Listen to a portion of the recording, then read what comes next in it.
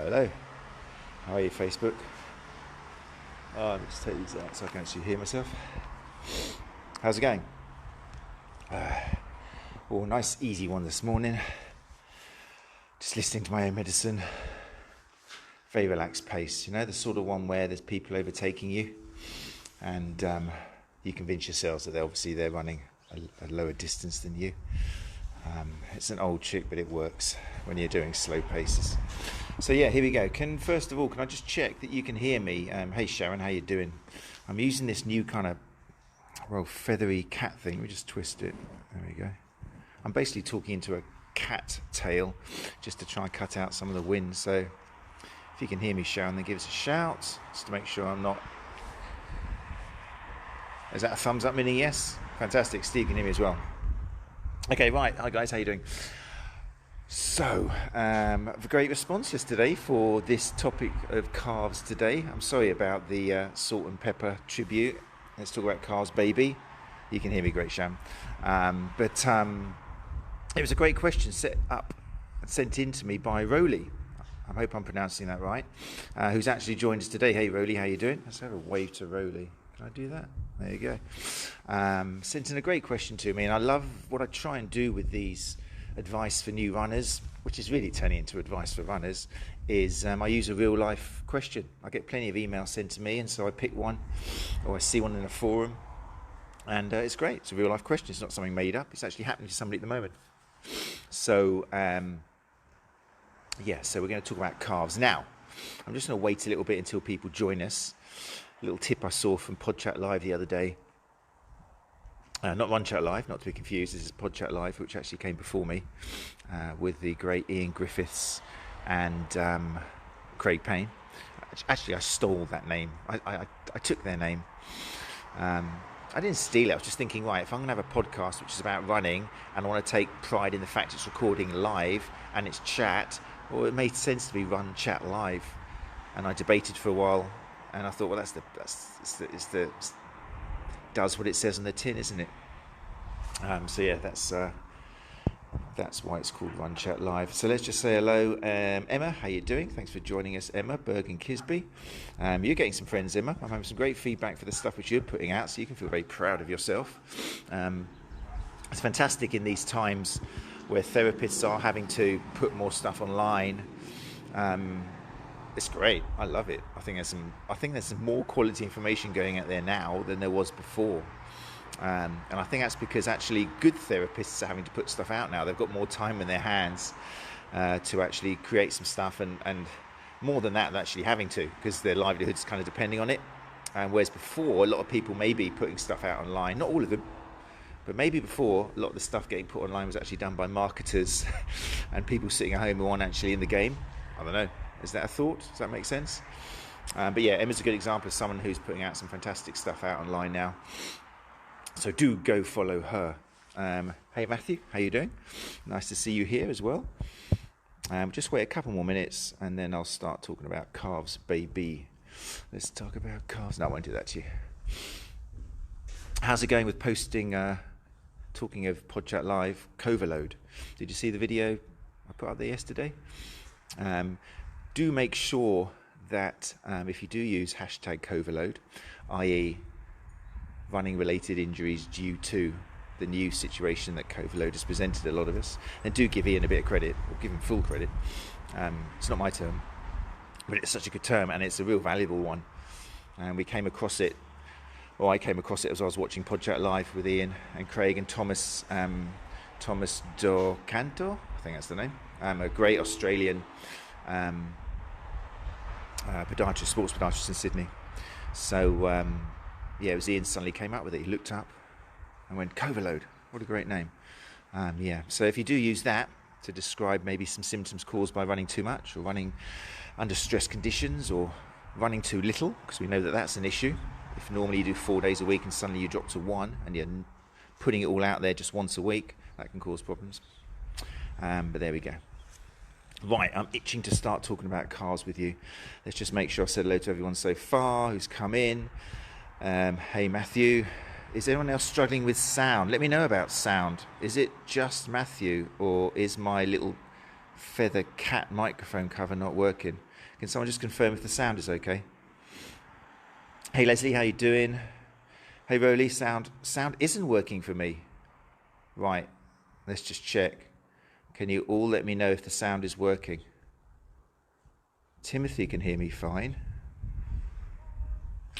Well, if one of you can hear me fine, then that suggests that if you can't hear it, there's something wrong with your end. It suggests. Oh, great. So it was you, Rolly, not me. Okay. Oh, for the first time in my life, I'm able to say it's you, not me. We're okay in Scotwick, says Sharon. Sound is good, says Samantha. Right, okay, people. So, let us begin. Hey, Anna, how you doing? Hey, Glenn. So, yeah, this is a response to a question sent in by Rolly, who sent it to me on my Instagram account, and he's given me permission. He's here today, Rolly. Hey, Rolly. He sent me in a question which is a really common issue, and one which is probably going to raise itself more during this overload stage we're going through. And it's all to do with niggles in the Achilles, okay, that long tendon, the biggest tendon and the strongest tendon in the human body. Not the longest, but it's definitely the thickest. And as far as running goes, it's one that often creates grumbles and niggles, and we need to sort out. But it's not always easy because there's some misconceptions and myths out there which, hey, bang, this is what I do and this is why I'm here. So let's talk about calves, baby. I'm going to put this out as somebody who hasn't got a great deal of knowledge in the anatomy department, because I put these out on YouTube as advice for new runners. So do forgive me, the therapists and more advanced people in the house who know about the different muscles that make up the calf complex and what they do and so forth. Bear with me, because I'm going to start from scratch so everybody understands. But as I'm talking, you're all welcome to chip in. I'm aware there's some great therapists and really experienced runners in here, so do feel free to put comments up, especially if I say something wrong or you need clarification. I'm very happy to do that. I explained to a few therapists yesterday online. It's great when therapists come in, and there's no way that I nearly know as much as a lot of people out there, so do feel free to chip in. It's all about sharing, isn't it? Anyway, calf complex. So, when it comes to the calves, most runners know where they are. Obviously, we're talking about that big muscle on the back of your leg, on the lower leg underneath the knee. I'll take that for granted. What's important when it comes to running and understanding what we need to do and where things can go wrong is we've got two calf muscles. Okay? And Rolly actually pleased me very much by mentioning let's not say the more important, because they're both important, but the one which is often forgotten, the soleus muscle, okay, which is the lower calf muscle in the sense, if you imagine someone with big calves, okay, particularly a cyclist, okay, the typical muscle we think of with calves is when you stand on tiptoe, which is what calf muscles do. Well, one of the things they do, which we'll get into later, they what we call plantar flex the foot. So if you stand up on tiptoe, or if you wear heels, you can see the two heads of the gastrocnemius sticking out, the lateral one, which is on the outside, and the medial one on the inside. And that's why men and women across the world wear heels to accentuate the calves. So that's what the calves do. They put you on tiptoe, but we'll see later on they do a lot more than that. Now, the gastroc muscle, gastrocnemius, which is the one at the top, which you can see the two heads, that's the muscle, the calf muscle, which, like the soleus, comes all the way from the Achilles, so it attaches to the heel bone, and it moves up the leg, and then it attaches on the other side of the knee joint. Okay, so it attaches to the femur, the thigh bone, on the outside and inside. So it crosses the knee joint. So in other words, the gastrocnemius is a muscle that crosses the ankle joint, and it crosses the knee joint. Now, that's where the interesting distinction is between the gastrocnemius and the soleus. The soleus also starts on the heel bone, on the calcaneus, okay, and it attaches via the Achilles tendon, but it doesn't go across the knee joint. Okay, it stops below the knee and attaches to the tibia and the fibula on the outside and inside. Now, we've said that the calf muscle, the typical traditional definition of what it does is it raises us up on tiptoe. So automatically when we're running, we're thinking, okay, so when I've moved part over my foot, on the stance legs. So when I'm traveling on a leg and I've moved, and then I kind of lift off at the back, don't I? So we might assume that what the calf muscle does is it actually pushes ourselves off at the end of the step, at the end of the stride, as we move up on tiptoe. But we're going to see a sec that it's not just that. It does produce that, but it's not exactly that part of the muscles function which we're most interested in when it comes to running. But before we do that, I just want to mention an important thing about the soleus and the gastrocnemius. So the gastrocnemius crosses the knee joint. So when our leg is straight and locked out, the gastrocnemius plays more of a role. Okay, so if you are doing, for example, a calf raise or walking around on tiptoe, okay, on a straight leg, a locked out leg, your gastrocnemius is doing a lot of the work, okay, because it's covering that, crossing that knee joint. But when you think about it, when you're running, I need you to ask yourselves now, so I've got my teacher head on, when you're running, is your knee locked out and straight, or is it bent? I'll open that up to the class, answers on the postcard. It's an important point and one which therapists should put to runners, because I think for me, an effective therapist is one a bit like it is a teacher. You elicit answers, don't you? You don't just tell the client, depending on who they are and what they want, but it's very useful to help educate a client. Let them come up with the answers. So is the leg locked out or bent when you're running? I can hear all of you at home now. Sharon's come up with the answer. Well done, Sharon. Put your hand up next time. But yeah, if you think about it, and if you're at home now, you can have a little think. Just imagine you're traveling over your leg. Okay, so your foot's landed in front of you. So your foot lands. Is your leg straight or bent on landing? Okay, well, you can imagine now if you do it yourself, on initial contact, when your heel or your midfoot or your forefoot lands, your knee is bent. Okay, if it's straight, then you're doing what we say is overstriding. Okay, and for most people, unless you're going very, very, very slow, it's not a great thing. It's been linked to knee pain and stuff like that. So you are actually landing on a slightly bent knee. Now let's imagine, so that's going to be the soleus working as well as the gastrocnemius. Okay, now let's imagine you've landed, and now you've started traveling over that foot that's landed. I want you to imagine, or at home do it, what's happening to your body. Is your knee bending more or less? So if you do this at home, you'll actually see or feel that as you travel over that foot, the knee actually bends even more because the foot's staying where it is. So now it's a bit like doing a lunge, isn't it, where your knee is traveling over the section of the foot and actually over the toes. Okay, so your knee's very bent now. Okay, we kind of estimate that for most people it reaches maybe 35 degrees flexion or something, or a bend. If you imagine 0 is straight, so no bend at all, it gets down to about 35 degrees. It's not 90 degrees, otherwise you'd be looking like Max Wall or somebody, or running around like, imagine a 90 degrees knee, that'd be ridiculous. But it's kind of, if you imagine the foot lands, and then you travel over the knee, there's about a 35 degree bend in that knee. What are we using? More calf muscles, gastrocnemius, or is the soleus come in play? As the foot comes behind you and you travel past or over your foot, your body weight, then the knee starts straightening. Okay, this is part of the extension phase, where the ankle extends and the knee extends and the hip extends, and that's the extension, the propulsion stage. So yes, the knee is straightening, but it's still bent. And even when the leg comes off behind you, when the foot comes off the ground behind you, unless you're really sprinting, for most runners, that knee is still going to be a little bit bent. Make sense so far? I get a bit excited about anatomy. I do enjoy it. I teach it. I can't help it. So stop me if I'm going too fast. But, so take-home message is, when it comes to the calves, during running, your knee is bent all the time when they're being used. Okay, so it's the soleus, and this is backed up by some great research, which takes actually more load and creates more propulsion than the gastrocnemius. When we look at the research, the gastrocnemius, when you're running, depending on speed and stuff, takes the equivalent to about 3 times your body weight when you're running, and we'll come back to that later on, the implications of that. The soleus, it's been shown, can take up to 8 times your body weight.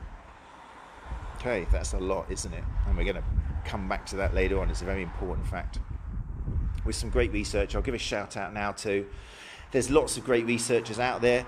I've always had a soft spot for Seth O'Neill. Don't know what that is. but I've seen him a few times at conferences. That's probably what it is. And the way he explains stuff, it's just often it's a personal thing, isn't it? When you like the way someone speaks and that. But Seth O'Neill's put out some great research on what I'm talking about today. Pete Malliaris, obviously, has put out some great work as well. And there's an awful lot of authors out there, but there is the research. So everything I'm saying today is kind of backed up by research and studies. That's what I want to say. Jill Cook, as the list goes on. So anyway, the soleus muscle. So when it comes to injury, calf injuries, there's 101 different things which could be going on, but it's important that one, the therapist checks out whether it's the soleus which has been affected, because it's probably more likely with a runner if it's taking that sort of load. And two, we need to take that into account when we are rehabbing, which we'll talk about in a second. So if we discover that it is a soleus issue, then maybe we have to modify our exercises to make sure that we're targeting the soleus. I'll leave that one out there. What do you think we need to do during our calf raises to hit the soleus? Answers on a postcard. And three, if we're kind of looking at this rather grey area of reducing the risk of injury, which isn't very well supported with strength training, evidence isn't great. We know that strength training can help with your performance, okay, which we'll talk about in a sec, but if we are trying to make ourselves more robust and stronger, then are we targeting the soleus? The exercises we do, are they going to be hitting the gastrocnemius, or are they going to be hitting the soleus? What would you have to do to your exercises if you were doing specifically some calf training in order to make sure that soleus is getting hit? And I mentioned performance, so strength training clearly in the research helps with performance of running. You can't really get away from that. For some people more than others. Some people are fantastic runners, they don't do strength training.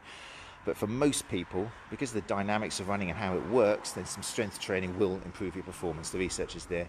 So if you are doing some strength training to help improve your performance, again, what are you going to have to do to your exercises to ensure that the soleus is hit? Okay, so let's just make sure that people are listening. What do you have to do to all of your exercises, whether it's a rehab or performance or trying to reduce risk of injury? What do you have to do to your knee in order to make sure you're hitting that soleus? I'm putting it out there now. I want to see the answer flash up in my screen in a beautiful array of colours. I'm not going to talk until someone says it. Sorry, it's the teacher in me. I work with kids as well. Come on, people, what have you got to do to make sure you're hitting that soleus when you do like a heel raise, or if you're doing some farmer's walks or something on tiptoe? What have you got to do? Keep it bent. Thank you, John. Just checking people can hear me. Exactly. I'm expecting a load of bent answers to come up now. Rowley's in there as well. I'm glad you're listening, Rowley, because this is kind of for you. Right. So, thank you, Cara. So I always have to remind myself when I'm doing these sort of talks, because to me that sounds obvious, okay? And if you're a therapist out there and you read the same literature as me and follow the same people, then to you it probably sounds obvious as well. But to a runner, it's not going to be obvious, okay? Because they're looking online at the generic, most popular Google hit for calf training exercises out there. And you know what? You do a little search afterwards and see how many exercises show people doing a calf raise of some form with a bent knee. No. Those stock images with the hugely attractive male or female runner doing their calf raise, you can pretty much guarantee they'll be doing it with a straight knee, which is an exercise, which is great. And we're not saying the gastrocnemius does nothing, but if you want to put it in order of importance, then really all those photos should be showing somebody with a bent knee, probably up towards 30 degrees bent knee. Okay, make sense? Brilliant. Just taking that into consideration could transform a lot of your patient's outcomes. It could transform, if you're a runner, it could transform a lot of your performance. Whether it reduces injury, we don't know yet, but you know what? It's like the great Kevin Maggs said, and it was the closing slide at the Run Chat Live conference with Mike James presenting on strength training. If we know that strength training, and this isn't word for word, but basically what Kevin Maggs was saying was, if we know that strength training increases performance and it could potentially reduce injury, we're not sure, then why wouldn't you do it? Okay, what does he say? Injury risk reduction in injury could just be the icing on the cake, so you may as well do it. I think that's a beautiful quote, and that was channeled through Mike James at the One Check Live conference. But it's a great thing. Why not do it? Why not, without sounding too cynical, but why not change your foam rolling, or even the amount of massage you get, or maybe that dry needling, or maybe that stretching, all that time you spend on these other things, and maybe don't even enjoy them that much. Why not swap them, or reduce the amount of effort you put on them and replace with a bit of strength training, which is more evidence-based, especially if you're doing the right exercises. Make sense? Okay, right, let's have a pause. Just want to recognise people who come in and say hello. Where should we get to? Wow, this is a popular one today. Let's have a look. I've got Terry Vaughan's in the house. Hey Terry, how you doing? How's your mum? Can you please talk about calves and running performance? I can hear you and loud, and I loved your live videos. Oh, Terry's just my bigger upper inside. It's great. If I ever need a big up, then I just go to Terry's. Thank you very much, Terry. Yes, well, that's what we're talking about. I hope a lot of it rings true for you. Hi Anne, hi Steve, hi Cara, hi Mike. Mike Grice is in the house, great therapist as well. If I don't stop at you and say you're a great therapist, then please forgive me. It's just these are people I've worked with in the past and know better than anyone else, so I just automatically, my brain kicks in and says it. So I'm sorry if I flash past you and don't mention your hugely welcomed contribution. Neil's in the house. Hey Neil, how you doing? Sharon's already said there was the bent answers then. Ruth's in here. Connor Tierney. Brad Beer is in the house as well. Hey Brad, how you doing? Hopefully a lot of you, definitely therapists and maybe runners as well, are familiar with Brad Beer and the great podcast he puts out and the great information. I think actually, Brad, you must have done a podcast with Seth O'Neill. Pretty sure you have. Seth's done a lot. He's a bit of a popular one on the podcasts. Hey Dean, I've got a whole lot of bent answers now. Simon Spooner's in the house. Hey Simon, thanks for coming back. Hope you are well. Simon again, very established, historically acclaimed podiatrist. Kieran Moat, Emma Bendit! ! Lloyd's in the house. Lloyd, I'll have to do a little edit of my Brighton Beard Company commercial yesterday. It was hilarious. A lot of people have laughed about that. I'll put it up on the screen now. Actually, if I edit this for YouTube, don't forget people, if you're looking to groom that beard and that facial hair or give a fantastic COVID-19 pick-up present for your loved one, then go to the brightonbeardcompany.co.uk for all of your grooming needs. Right, and we're back to the normal programme now. That's for you, Lloyd. Mark Benal's in the house. Hayden Mark says, my daughter has just started the Couch to 5K this week and is into week 4. She's 15. Oh, you look so young, Mark. You must have had her very young. And she's just started running. Every time she runs, she gets tight calves, so she has to stretch them out. So maybe 3 times in each session. I'm going to click the see more here because I saw the stretch word. Is this normal? I've just bought new trainers from the run shop. Okay, let's stop there for the moment and draw attention to that, because that's an important thing. Because you've brought up the stretch word. Dun, dun, dun. She has to stretch them out. Right, so let's talk about range of motion now. We've talked about strength. Okay, hopefully you are now aware that if you're doing some strength training for the calves, then and the heel raise is the most obvious one, putting yourself on tiptoe. We're going to come in a little bit of time, remind me if I don't, to talk about the different parts of an exercise. There is the going up on tiptoe, but then there's the staying on tiptoe, there's the coming down slowly, there's whether you go over the edge, so we're going to come to that in a sec. But now Mark's asked about this tight sensation in the calves. We need to address that, so that's what we're going to do.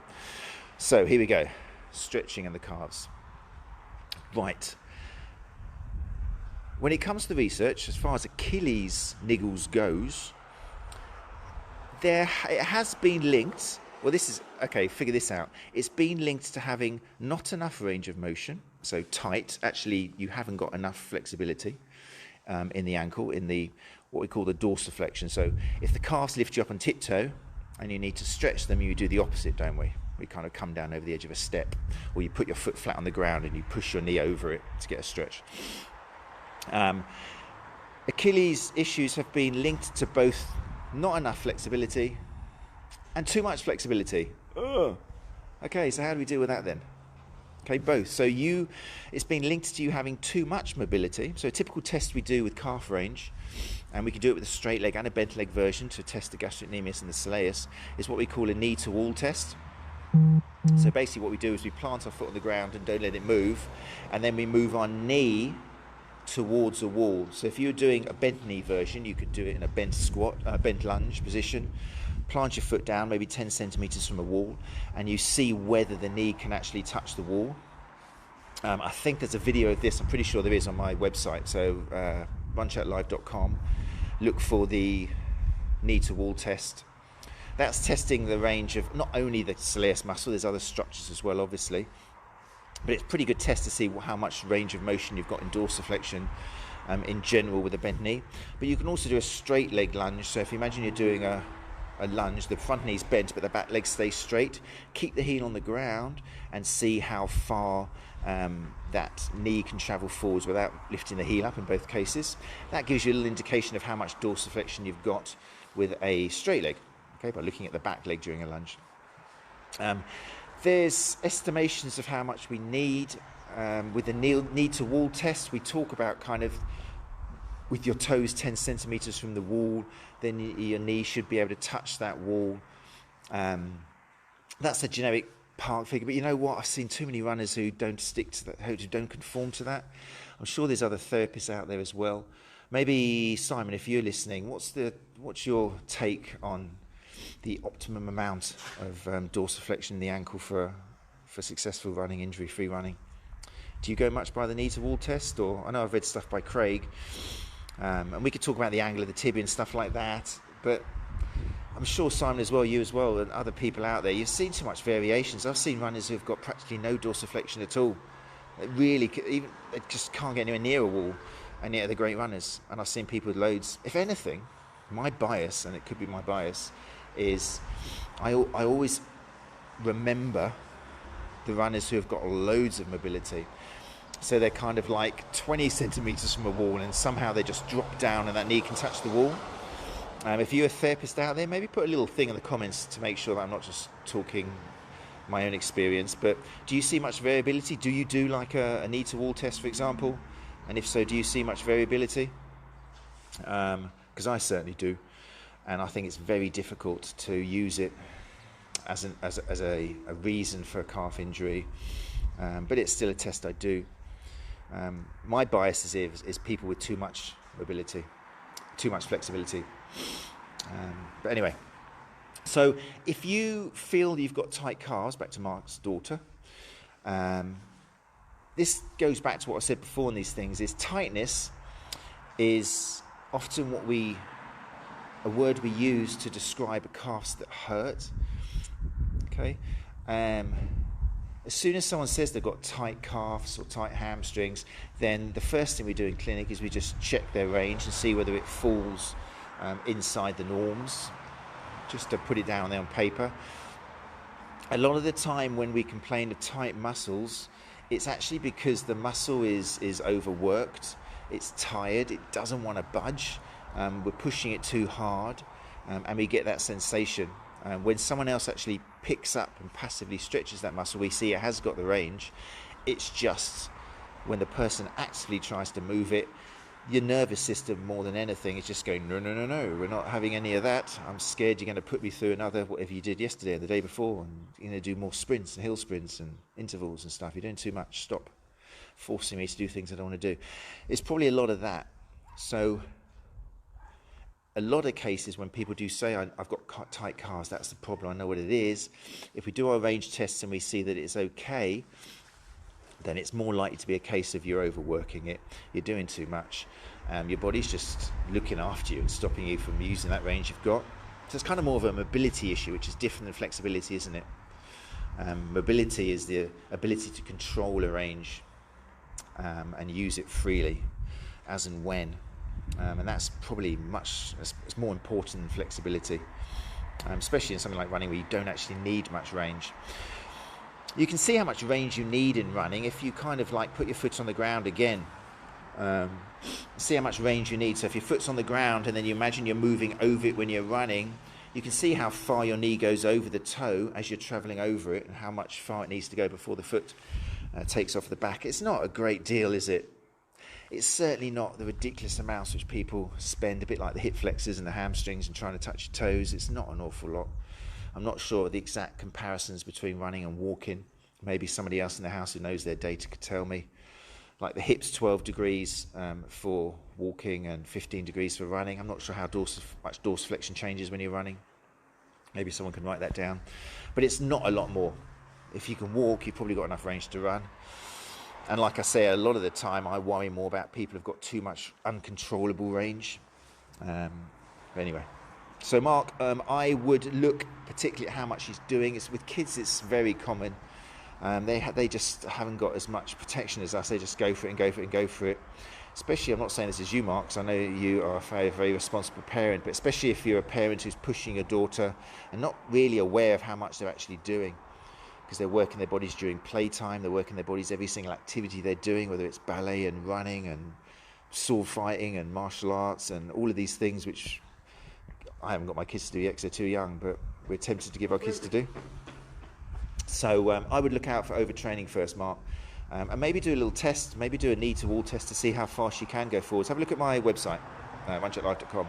Do some of the tests that I show for calf range. Okay. Sorry, I've just kind of scrolled up past I've just scrolled up past Mark Bernaldi's question to Simon Spooner's next comment underneath, which simply just says, I remember the women with beards in Brighton. That's so out of context for anybody who didn't watch yesterday's show. That's hilarious. Simon, are you from Brighton then? Did you used to hang out in Brighton? Are you just saying that to stop me being able to think of anything to do with calves? You'll have to watch yesterday about the women with beards in Brighton. Can I just say I haven't got anything against women with beards, and women have the right to grow beards if they want to. That's fine, nothing wrong at all. But it's just something I remembered from my childhood, which confused me. Let's move on from that, because I'm not sure whether it's a good rabbit hole to go down. Lloyd Kite says, what a plug. Thanks, mate. Love all that you're doing. No worries, mate. I love the Brighton Beer Company and everything you produce. And you're a great guy as well. And I hope your running's going well. Right. Simon Spooner then later redeems himself by saying, mobility issues can be explained by zone of optimal stress, zoos. Okay, so, yeah, there is a lot more to it than just the knee to wall test. But I think the overall message is in a lot of cases, runners blame tightness too much for injury, when really it's all about load, which is what we're going to get into shortly. There are the cases, and this is where we do often refer to podiatrists if there is some bony structural issue going on in the ankle or something. So it's one of the most common people I refer out to, podiatrists, because it just confuses me if we go into too much detail under the ankle. Simon Spooner then says, don't measure distance because it doesn't account for leg length. It's true. Okay, so, I mean, often taller people with that long, skinny kind of tibia and lower leg find it easy to reach the wall. So there are other factors to take into consideration. It's very true. Measure angle 35 to 38 is normal. Yeah, so we're looking at the angle of the tibia in relation to the foot. So if I can do that there, if that's your foot and that's your shin bone, and you bring that knee forwards, we're looking at the angle. And yeah, 35 to 38 is regarded as normal. But again, I'm sure a lot of therapists have seen people who fall outside that category. Emma says, with regards to that, I look at the difference between the two ankles rather than the actual wall. That's an interesting area as well, isn't it? It's so interesting that I never get the seeking symmetry thing. I definitely look for it. So we're talking now about whether we see a patient who has got less range or more range in one ankle than the other, for example, if they're doing the knee to wall test. But I know, and I know you know, Emma, as well, how many times has someone come in and they've got an Achilles issue and maybe they've got less range in that than the other side, or maybe they've got more range in that than the other side, or maybe it's the same range, and it's like, comparing with the other leg is difficult. It's an important thing we do to put down the case history, and we keep monitoring it to see if there's changes and blah, blah, blah. But it's very difficult with symmetry. And often people come in when they're injured, aren't they? So we'd expect the leg to be a bit protective. We'd expect to lose a certain amount of range when people come in and they're injured. Which always makes it very strange when someone comes in and they're injured and they've actually got more range in their symmetrical leg than the contralateral leg. It's weird, isn't it? It's very tricky. Human body's very complex. Yeah. Right, Simon trained at Eastbourne Brighton Poly. There you go.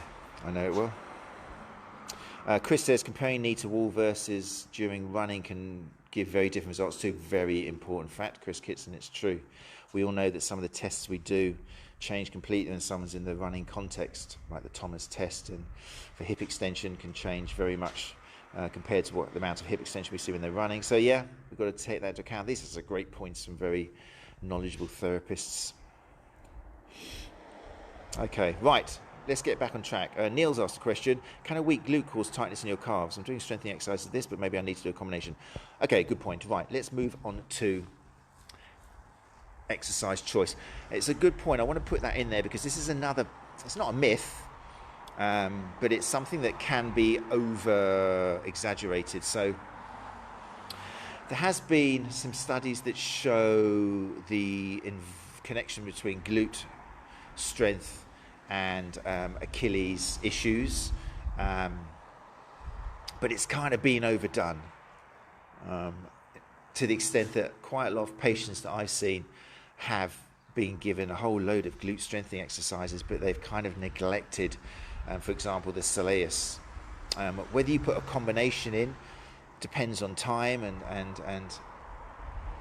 but again, on the scale of things, I would definitely put the soleus training in and the gastric training in first of all, and see how that changes things, and then maybe add the glutes afterwards. I've always had a bias against overdoing the glutes. As soon as everyone starts doing something, I kind of rebel against it. It's my life story, and it is an issue sometimes, but it's been overdone a bit with the glute strength.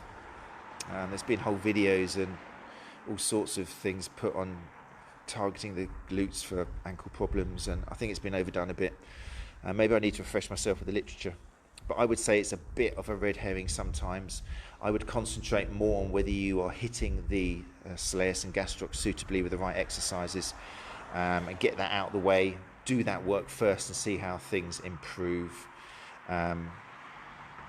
which we're going to move on to now. So let me just check. I don't want to make sure I'm not missing anything out. Anna says, she's had a comment from a friend. Hi, I'm also on Run Chat Live with Matt. What's this? Can't seem to be able to comment, but I hope he's going to expand more on coming Achilles pain injury proofing, especially for off-road running, if you see this in time. Hi, I'm also on Run Chat Live with Matt. I can't seem to be able to comment. Oh, right. I hope he's going to expand more overcoming Achilles pain injury proofing, especially for off-road running. Okay, yeah. Well, we're going to look at exercises now which can strengthen you. Yeah, off-road running. Okay, fine. Tom's in the house. Right. Yeah, so Anna Morgan started talking about different types of loading. Let's do that now. So,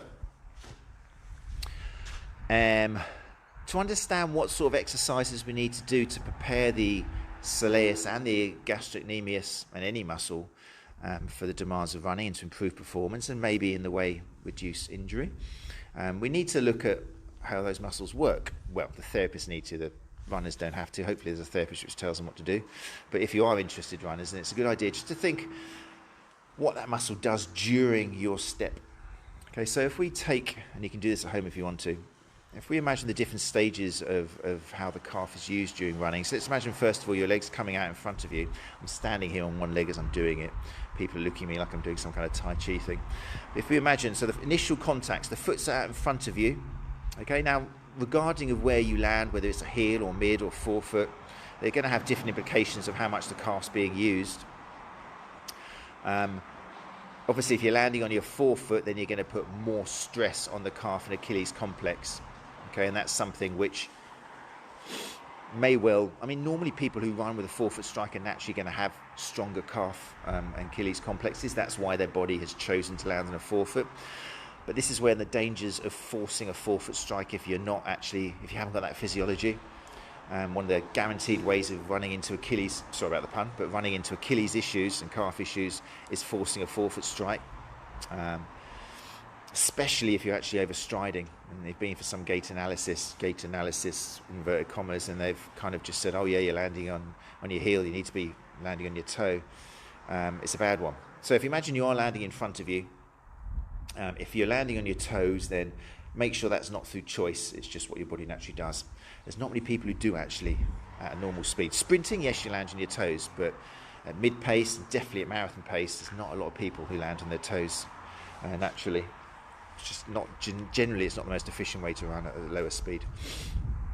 But anyway, so landing on there, normally your foot is, well, it depends on the strike, but your foot is landing on a solid base. You're supinating a little bit, which means you land on the outside of your foot, and your foot kind of locks out in that position a little bit so that you're not just going to crumble as you land on the floor.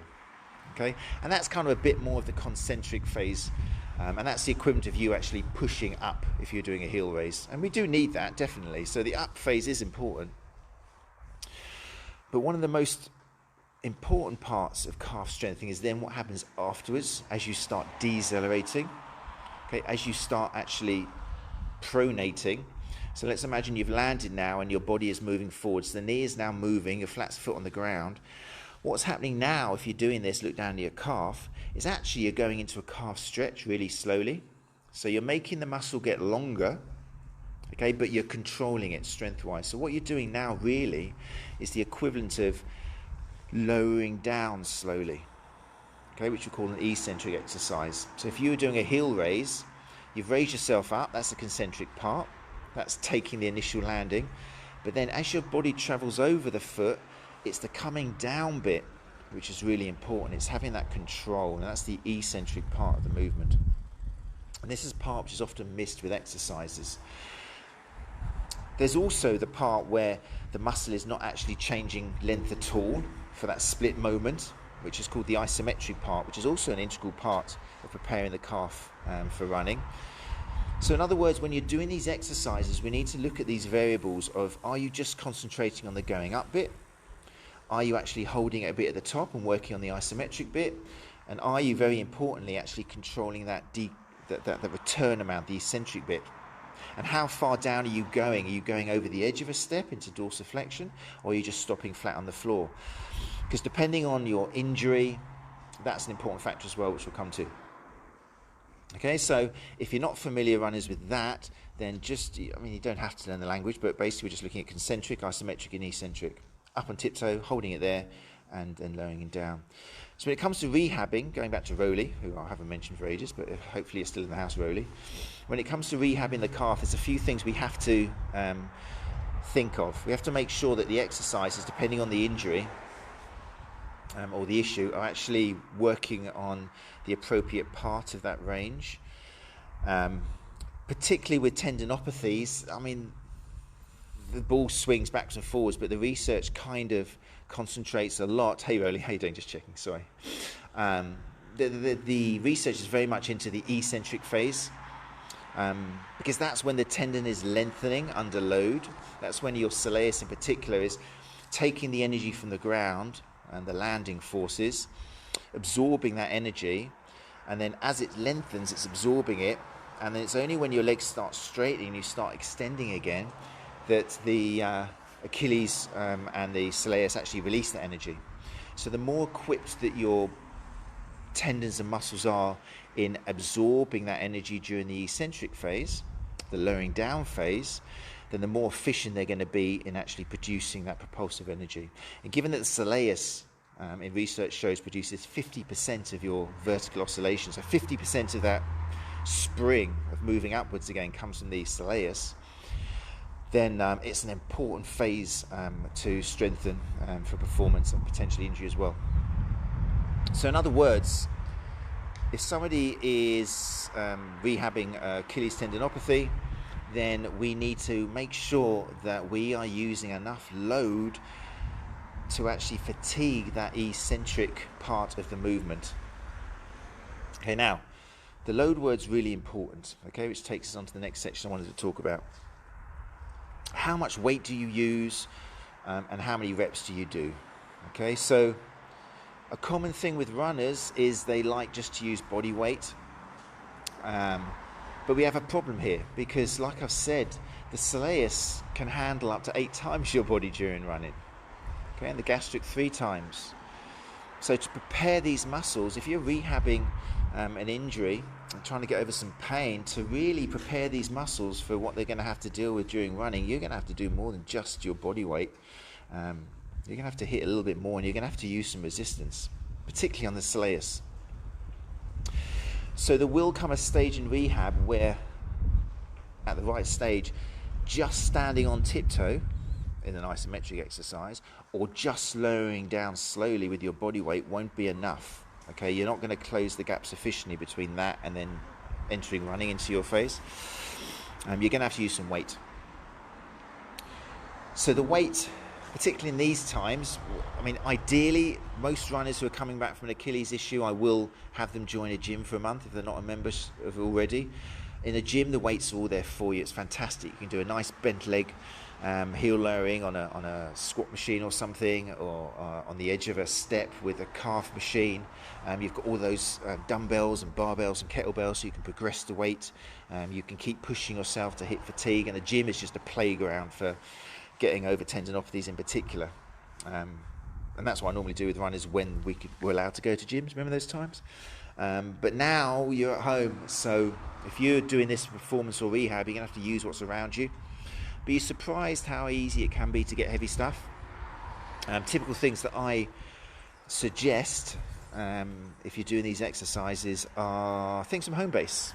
So sand, earth, manure, buckets of water. You can buy some pretty heavy stuff in that form. Sand.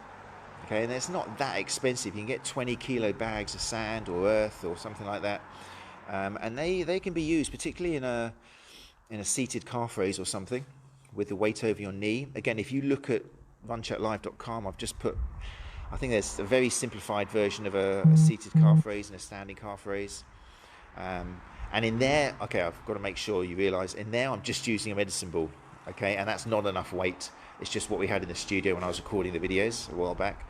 But as I've specified in the video, in the notes that appear along the bottom, you do really need to be using enough weight to cause fatigue. In the videos, I've suggested between 10 to 12, but it will depend very much on the runner. And the research kind of suggests that you should really be thinking about hitting more, maybe the 5 to 8 range. So that's a lot of weight. Okay, if you're doing a seated calf raise with weight on your knee, to try and mimic what the soleus is going to have to handle when you get back to running, or if you want to improve your performance and challenge that soleus, then really you're going to have to be using probably 1.5 times your body weight at least. So if you weigh 80 kilos, you've got to have 80 kilos on those legs, okay? And you'll soon realize how much weight it does require to tire those soleuses out when you're doing a sort of seated calf raise. You'd be surprised. Depending what stage you are or how weak you are. I mean, sometimes, again, if you're living with somebody and they don't mind helping you out, having them lie down on your legs or sitting on legs, using children, that sort of thing. Pets, I've known people using their dogs, depending on the size of the dog. But there's ways to do it. Rucksacks full of bricks, water barrels is a good one. I know people can start using them in gardens, and that's pretty heavy. It's surprisingly heavy water can be, doing farmer walks on tiptoe and stuff. So yeah, using weight is very important. It's one of the biggest reasons why I find that I see runners not rehabbing appropriately, and not, when they go back to running, they're still in pain. It's because they haven't done enough weight. Okay, and all the research kind of supports that, and it makes sense physiologically. Again, if we use that ladder analogy I was talking about yesterday, I think, where you're climbing the rungs, rung by rung, in order to get back, where running happily is at the top, running pain-free, and as you were before this issue, is at the top rung, then you need to be in the middle. You've got to have some heavy exercises, okay, and then you can introduce running as rehab. And you can't go straight into running crazy like you did before, but there will come a time where your strength training will come through actual running, and prior to that you'll have jumping further distances, and hopping and skipping and that sort of stuff. So, but the weight, particularly in the beginning, after you can use your body weight, it needs to be added. And you need to see yourself getting stronger, and ticking it off, and keeping plans and stuff, and tangible proof that you're actually making that muscle stronger, or restoring the strength it had prior to this injury. And that applies to you, Rolly. So I'm interested, for example, Rolly, in your rehab you're doing with a physio. They said the soleus was the issue. You were doing eccentric stuff, so were you using enough weight? Were you stopping at 8 reps because you had to, because you couldn't physically do any more? Or were you stopping because you just done 8? What about pain? That's an important one as well. How much pain do we allow yourself if you are injured and coming back from, for example, Achilles tendinopathy or something? How much pain do we tolerate during an exercise? Generally, the research kind of suggests that it's okay to put up with a little bit of pain during the exercise. As we know more about pain, we kind of know that to get back into running and to rehab a muscle or tendon properly, we can't just back off immediately as soon as we feel any sort of pain, because pain isn't necessarily a sign or a measure of injury. Your body kicks in there, particularly if it's quite sensitized, and sends out some pain as a protective thing as well. So if you're doing an exercise, that's why sometimes you find the first set's a bit painful and the second set's not. So I kind of, as a rule, say as long as the pain is not more than a 3 out of 10, then that's fine. Go for it. But if you find that after the set there's like a kind of a throbbing, nasty, I'm limping now, then yeah, you've overdone it. You've got to play around with what your body's going to allow you to do. But quite often, you can, for example, start your set with maybe just some isometrics, where you're just doing a 2-foot tiptoe with some weight. And I like to kind of use the analogy that you're teasing your nervous system into accepting that nothing is going to break or snap and it hasn't got to worry so much. Once you've done your isometric set, and your nervous system has a chance to kind of calm down and go, it's okay, they're not going to start running, it's all cool, then you'd be amazed how it kind of like relaxes a little bit, it desensitizes, and then maybe you could start doing a single leg isometric, and then maybe you could start doing a 2-legged eccentric, and then a 1-legged eccentric, okay, and then so forth. And that's what really a rehab strengthening program should look like for runners. It should be, you're teasing the nervous system a lot into allowing you to get away with progressively more weight. It's an oversimplification, I know, but it's quite a nice analogy and a nice way to explain to runners, although you've got to make sure that they don't get into that horrible idea that, oh, it's all in my head then. Okay, if it hurts, then it's just my brain making it up, because it's not that at all. But it's important, I think, depending on the runner and who you're working with, that they understand that the pain isn't necessarily a sign of the injury. And it's the same when we put them back into running. The research shows pretty clearly that at some stage running needs to come back in and be part of the rehab, and a lot of that is to do with the nervous system actually deleting that context-based warning pattern of oh my god, they're running again, send out the pain, send out the fatigue, send out the cramps, stop them from doing it. And the only way we can actually delete that is by mimicking as closely as possible the demands that are going to be placed on the body without running, and then we have to introduce running and be a bit sneaky about it. So that's when your run-walk intervals come in. That's where maybe modifying your gait potentially to allow you to run in a certain way which isn't provoking the nervous system and stuff like that. So yeah, that gives you an idea about how to program load and number of reps and things like that. God, I feel like I've talked for ages on this one, but there's so much to it. Yeah, let's go through a little bit. So Steve says, I load my rucksack with heavy stuff and calf raise on the stairs. It's true, that's good. Yeah, bricks are good. At home, loading a rucksack. There's another one from Anna. Eccentric calf raises, yep. Can be hard to balance whilst holding a heavy object. This is true. This is true. You do need something, but you haven't got to balance, remember. And I don't think you mean that, but remember, if you're a runner and you're trying to do heavy work, you don't have to balance. You can't balance. Have an arm holding onto a rung, a banister on a wall.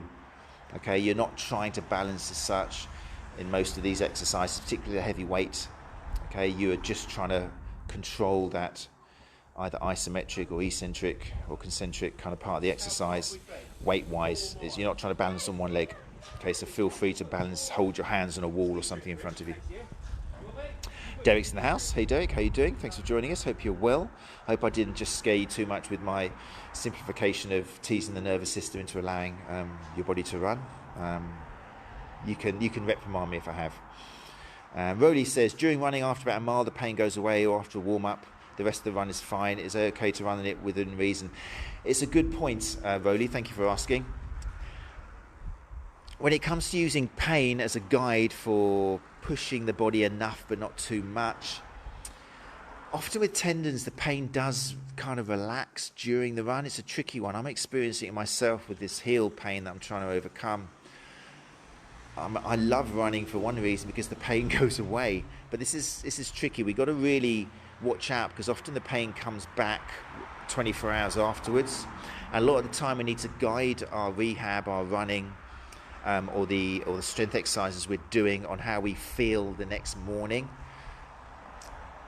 That said, I never like basing my rehab on that first step out of bed in the morning, because I know athletes who, as soon as they get out of bed, they can hardly walk and they're limping, but within 2 minutes or so, a little gingerly walk to the bathroom, they're actually fine, and then they'll go and do a 60-minute park run. So don't go by that first step out of bed when the body is suddenly taking load after 7-8 hours of not using the muscle.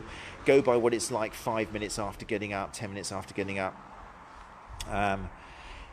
If you are at a stage where you're having a run and the next day you're actually limping, or it's really sore, or you've gone over a 3 or 4 out of 10 during the day, then it suggests, yes, that you're doing too much. Either the run is too intensive, the duration, the frequency, the intensity, you have to look into that. Or maybe the exercises you're doing, the strength training exercises, are too much. So it's a good point, Rolly. Thank you for reminding me. You can't just go by pain during the exercise, you've got to go by pain after the exercise, and even the day after the exercise, which is where keeping a diary is quite useful. I hope that answers that question. Tom, good content, Matt. Thanks, Tom. Hope you're well. Hope you and family are doing really good. Another great physio out there, Tom Astley. Anna Mongan, I agree. That's why the rucksack. So the hands are free. Yeah, exactly. I knew we're on the same page, Anna. Yeah, your rucksack's great because you can use your hands to balance. Right, what else did I want to say? Oh, yes. The warning about the eccentric exercises. This is something I want to check with you, Rolly, as well, because another reason why runners fail to come back from Achilles issues is this whole business of, do you go over the step or do you stop on the flat? And this is really important as well. Particularly with Achilles, there's different parts of the Achilles which can be affected in a tendinopathy. And one of the things which doesn't get put out there enough is if it's what we call an insertional Achilles tendinopathy, i.e. it's the lower end of the Achilles which actually close to the heel bone, close to the calcaneus, which has become irritated, then we have to be very careful when we are doing our heel lowering exercises. If you imagine, let's use my, I'm on tip now, can't think how to do my fingers. If you imagine you're standing on a step, okay, imagine you go up to tiptoe. When you come down to the equivalent of a floor, so if your ankle is at 90 degrees, then you haven't lowered your heel over the edge, then what you're doing in effect is you're not actually stretching that tendon, you're not actually putting a stretch on it. As soon as you start going over the edge of the step, then you're lengthening that tendon into a stretch. And if it's the lower end of the tendon attached to the calcaneus which is irritated, sometimes that stretch can make things worse, because in effect what you're doing is you're forcing that bone into the tendon, and that can irritate it and annoy it. So often if it is a lower or an insertional Achilles issue, then we start off building the eccentric phase into the exercise, but not going over the edge of a step. We may as well, often it's worth leaving the step and just doing them on the flat to start off, if we think that any form of stretching could irritate the tendon. So sometimes the runners, they're given an exercise by a physio or sports therapist that maybe these guys know their stuff and they're saying, hey, eccentrics are really important, but they allow the runner, or maybe the runner just doesn't ask the question, or the information is forgotten. They're going over the edge of that step at home, okay? And they could actually be delaying recovery because you're on an irritated tendon. Although tendons are strong and they're wonderfully resilient, if a tendon is already irritated and it starts getting compressed by the bone pushing into it, it could delay recovery. So again, depending on where you've injured yourself on the tendon, which is why sometimes you need to, you do need to go and see a consultant of some form to see what's going on, the exercise you choose is important. Okay, so Rowley, for example, I know you said in your email initially you were doing eccentric drops. Was it over the edge of a step straight away? Did you, and was that irritating it at all? Were you aware of the fact you could irritate it? It depends. I don't know where your Achilles issue was, whether it was insertion or mid portion or whatever. But watch out for those.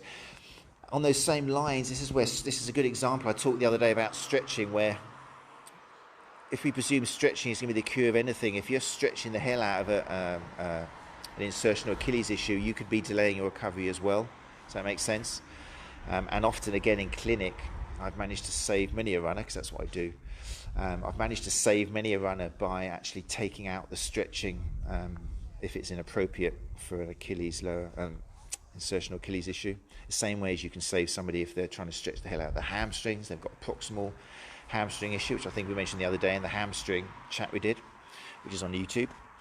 And the same thing can be for a gluteal problem as well. If you've got an insertional gluteal issue in the tendon and you're doing kind of big yoga poses and stuff, or crossing your legs over, and or lots of different things, but you force the hip bone. You force the trochanter into the tendon, and that can irritate issues going on there as well. So we've got to watch out for stretching and tendons. I think I mentioned them in the other video, so check that out on YouTube. Right. Oh, Ben Cormack's in the house. Hey, Ben, how you doing? Hope you're well. All therapists should be aware of the mighty Ben Cormack, but runners as well. If you're interested in movement and pain and putting the two together, then Ben Cormack and Core Kinetic is definitely something you should be looking out for, as well as Ben's great work with Adam Meakins, who I'm sure a lot of you are familiar with. Some great content going out there, Ben. Thank you very much for all the webinars and things that you're doing. Great work. Simon Spooner says, use a pain diary and link with Strava. Yeah, pain diaries are an interesting one. Actually, I wonder whether Derek's still out there. Yeah, it depends on the patient, isn't it? I'm not going to go too much into it. It depends on the stage. Sometimes pain diaries can be great. Sometimes it just makes the patient too pensive and aware of constantly thinking about the pain. But yeah, for the right person, it can be a great thing. I think it's important, so you can know what's causing and when. I think it's true. Link it with Strava. Yeah. Tom Astley says, would you say a pain diary is good for positive outcomes? Oh, right, so I should have read down first. Yeah, well, what I said before, I think it depends on the individual. I used to use them a lot, and then I think it was probably Derek Griffin or someone who back in the day, earlier on, kind of said, well, watch out for that, because sometimes you need, at a particular stage in rehab, you need patients to stop worrying about pain. It might have been Greg Lehman, actually. It was somebody influential out there whose shoulders I tend to stand on a lot of the time. Pain diary is good for positive outcomes, diary better. Yeah, so yeah, it depends on the person, Tom. I'm sure you'd agree. Simon Spooner, good point. Invert it and go comfort diary. Wow, I think I've caught up with the comments now. Maria Pallial, good info. Thanks, Matt. Thanks, Maria. Hope you're well. Great massage therapist, Maria. Check her out. And good info as well on nutrition. Being a vegan runner, then Maria's the person to follow if you're into all of that. Rowley, that's great. Rowley says, can you explain any link between shin pain and Achilles tendinopathy? I found that I have pain in the Achilles following some aching shins. I may just be handing you now. No, I mean, it's interesting. It depends what comes first, but definitely we know we can't shift load, or we can't get rid of load. So if, for example, your Achilles has become grumbly and we try and run in a certain way, which doesn't stretch that Achilles or doesn't put as much load on the Achilles, then often other muscles will have to take that load more. So there's definitely inverse relationships between shin pain and Achilles pain and anywhere else, and knee pain. If you're lacking movement in the ankle, then you tend to force more potentially movement in the knees. So often you can go from not solving an ankle problem to having a knee problem. So yeah, there's definitely relationships there, Rowley. I mean, it can work either way round, which is why kind of a whole look at the whole body is so important when we're assessing people. And that's one of the challenges of online consultation, which a lot of therapists, including myself, are doing now. I mean, I've got a couple of consultations later on today, and it's one of the things I took home from PodChat Live with Ian and Craig was I just looked at my own consultation form and how much information I ask of patients before I do my online consultation, and I just realised I want to use online consultation. I want to take out as many of the questions as possible. I don't want to charge someone money for me to ask them questions which I could ask in an email. So that's the reason why Rowley in an online consultation, for example, if you're doing any of those, then you should have a pre-consultation form which gets a lot of the stuff out of the way. I don't think it's fair for therapists to start a consultation with somebody and the clock starts ticking. You might be charging £1 a minute or something, and you go, "So how old are you? Okay, now tell me about this pain in your own words."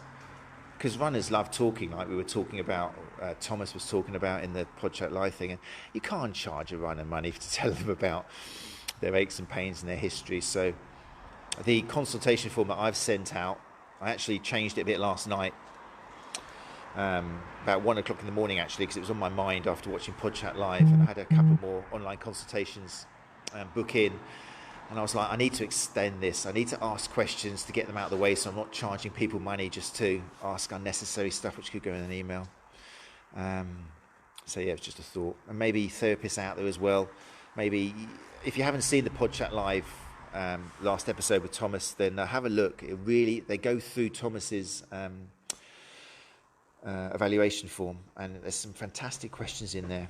I've actually added about half a page to mine. It's about 3 pages long now, I think, or even onto 4 pages of questions, leaving gaps for answers as well, just to get that stuff out of the way, so you're not charging people money just to have a chat about their pains. You need to already have a good image, a good idea of what's going on before. Probably preaching to converted here, but just in case that does help any therapists out there.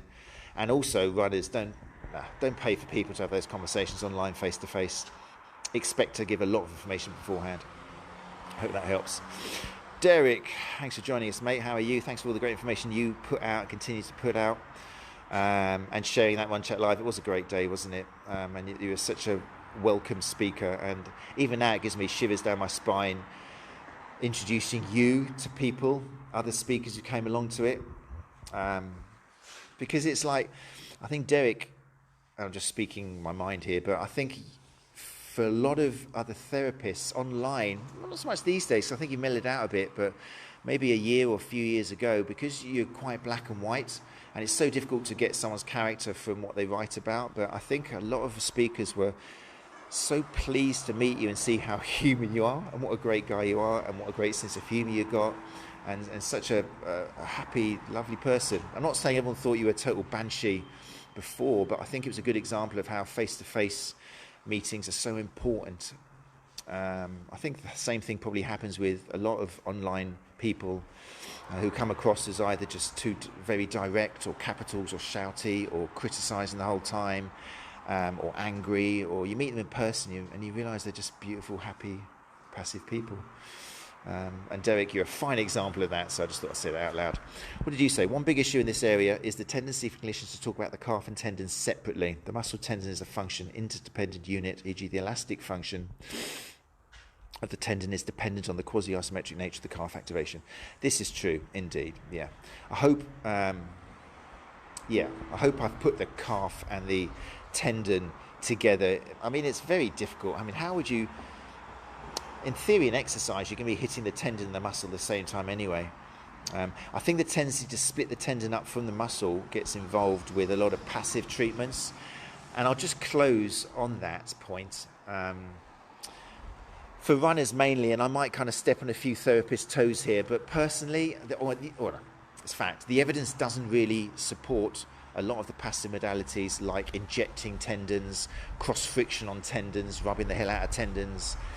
I don't know, advising runners to get a golf ball or something even worse and rub it on their tendons and roll it and put up with the pain. All these passive modalities which do, as Derek has kind of suggested, separate the tendon from the muscle and look more at the structural thing, there's no evidence for them, and a lot of them cause a lot of pain. Particularly the injections. A number of runners who haven't come to see me in the past and instead have gone for an injection, and they haven't got anywhere near exhausting conservative measures, first of all, with appropriate strength training. The injections are very common on Achilles. I think most therapists out there will agree, and their runners run to it far too quickly. Probably because of the invasive nature. We all know that the more invasive something is, like an injection, the more powerful we think it is, it's going to help. And it seems like a quick fix maybe, rather than actually doing the work properly. But I just thought I'd mention that. I'm sure Derek would agree on that. But yeah, treating the muscle tendon together, it is very much an interdependent unit. Right, I'm getting drawn back to my home now. I've got duties to do. I hope you have enjoyed today's talk about calves. I hope in my ramblings there's some information which is useful to you, whether you're a therapist or a runner. Do leave some comments. This will go up on YouTube as well, where the shelf life seems to be a lot longer. So yeah, you're welcome to go to YouTube and subscribe there, Run Chat Live. The address will come up on the screen once I edit this. And if you've got any comments, or if I've said anything which maybe isn't right or needs clarification, then there's a lot of great minds in this room today. Feel free to add them below and put any links you've got. Yeah, and so on. Let me just see. Did I just see an angry face come up? Oh, geez, I better scroll down the comments, see if I pissed off. Oh, Thomas DeCanto is actually in. Thanks, Thomas, for joining us. Thomas DeCanto is the sports podiatrist I mentioned from the PodChat Live conference, PodChat Live podcast the other day, which is still available on Facebook and will be available on YouTube too. Yeah, thanks, Thomas. Just mentioned how your talk through your evaluation form was fantastic, and it's made me change mine and change a few questions and extend stuff. So yeah, it was a great talk. Thanks very much for giving Ian and Craig your time. Who gave me an angry face? I've got to find out who I annoyed. Oh, no, I don't. Maybe it was a slip of the finger. Fine. Okay, we're good. I think everyone seems to be happy. I got loads of thumbs up. Right, thanks guys. Well done. Thanks for joining me. I hope you found it useful. I'll be back tomorrow at some point. Like I said, I've got a couple of online consultations, so they're kind of increasing now a little bit. I think runners are getting a bit desperate. Maybe overload is actually happening.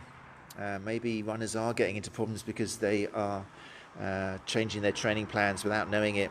So I've definitely noticed an increase in my online consultations. So yeah, so I can't guarantee the times now.